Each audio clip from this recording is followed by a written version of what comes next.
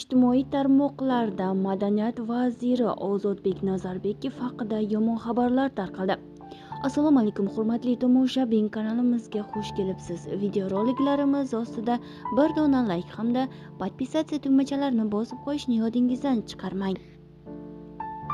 Ijtimoiy tarmoqlarda Madaniyat vaziri Ozodbek Nazarbekov to'y marosimida qo'shiq kuylayotgani aks etgan video lavha keng muhokamalarga sabab bo'ldi.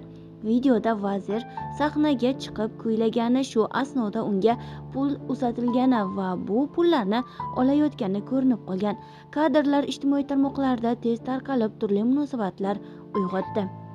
Mazkur holat yuzasidan Madaniyat vazirligi matbuot xizmati rahbari Sirojiddin O'sarov izoh berdi. Uning ta'kidlashicha, videodagi voqea 2025-yil 25-oktyabr kuni vazirlik xodimlaridan birining nikoh to'yida sodir bo'lgan. Rasmiy izohlarda qayd etilishicha, videoda ko'ringan pul uzatish holati oldindan rejalashtirilmagan.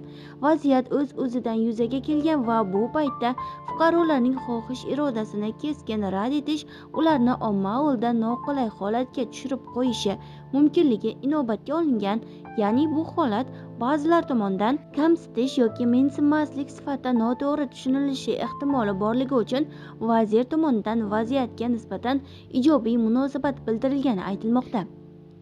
Vazirlik esa yana bir muhim jihatga e'tibor qaratgan. To'y marosimlarida xonandalarga pul uzatish yoki uzatmaslik amaldagi qonunchilikka ko'ra taqiqlanmagan. Bu jarayon xalq orasida asrlar davomida shakllanib kelmoqda. Milliy urf-odatlar va qadriyatlarning bir qismi sifatida ham baholanadi.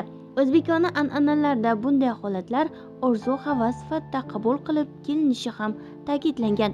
Shuningdek, rasmiylar Ozodbek Nazarbekov nafaqat madaniyat vaziri, balki taniqli o'zbek xonandasi ekanini ham eslatib o'tgan. U O'zbekiston, Qoraqalpog'iston, Tojikiston va Qirg'iziston xalq artisti, shuningdek O'zbekiston Respublikasi xizmat ko'rsatgan madaniyat xodimi hisoblanadi.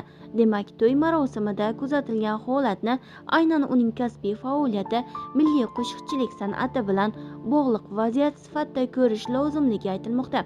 Izoh yakunida esa shunday xulosa keltiriladi: inson qaysi lavozimda bo'lishidan qat'iy nazar o'z tanlagan kasbidan to'liq ayro bo'lib ketolmaydi. Vazirlikka ko'ra, mazkur holatga ham shu nuqtai nazardan yondashish kerak, deyiladi xabarda. Biz bilan qoling va kanalimizni kuzatib boring.